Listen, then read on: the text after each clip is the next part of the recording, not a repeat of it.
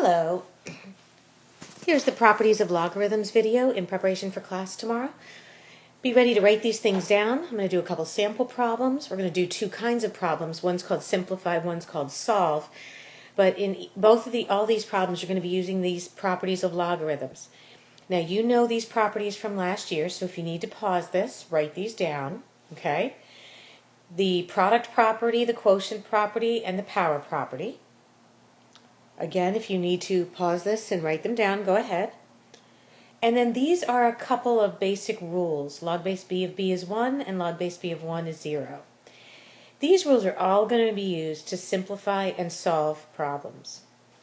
This would be a simplify problem. Log base 6 of 2 plus log base 6 of 3. The product property would say turn that into log base 6 of 2 times 3, which is 6.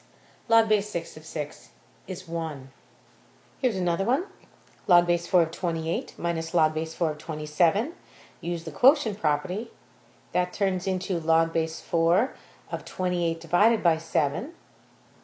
And we know 28 divided by 7 is 4. So that's also log base 4 of 4, which is 1. Sometimes the directions will be expand. Expand means break into the components that are being added or subtracted. Everything being added gets to be a plus.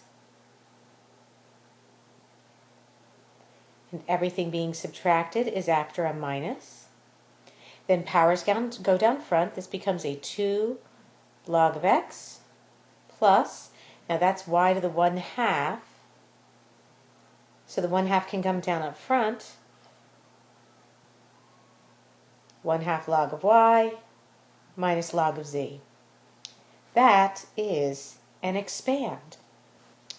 Here's another one. This is an expanded one.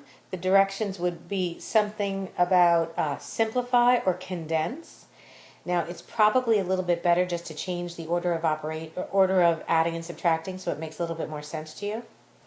So everything here that is being added I decided to put out front and the subtraction goes at the end. Then I use the power property and bring the coefficient back up front. And then the terms being added go up top and the subtraction is down in the bottom. Now let me show you something here. Notice from the beginning, the a to the 4th goes, the a to the 4th goes up top, the b squared goes down in the bottom, and the cube root of c plus 5 goes up top. There's the subtraction, which means that term will go down in the bottom. Sometimes people think everything after the subtraction goes down, so it goes down the bottom. I just want you to be careful of that. Now, along with simplify problems, there are solve problems, and solve problems come in one of two categories. This is the first category. You'll use the simplify rules. For instance, the left side will turn into log base 3. Now we're adding, so we multiply 5 times x equals log base 3 of 2.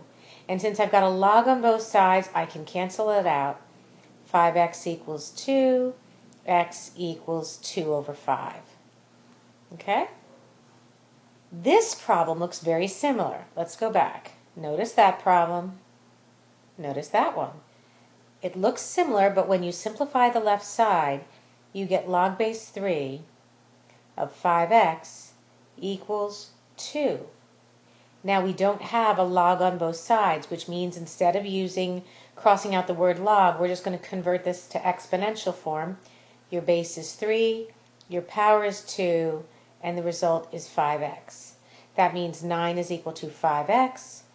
X is equal to 9 over 5. With the subtraction, you do nothing different process-wise.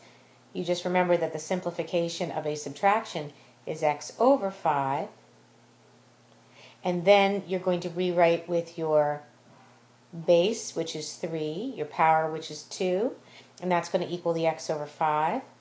So x over 5 equals 9, which means x equals 45. So to review, these rules are the rules you're going to be needing to simplify and solve log equations. Tomorrow in class, you're going to run through just a bunch of problems, some in class, and then you're going to have a homework assignment. You've got to get through the whole thing. It's a little long, so be prepared to come in and work. All right? Have a good night. See you tomorrow. Bye.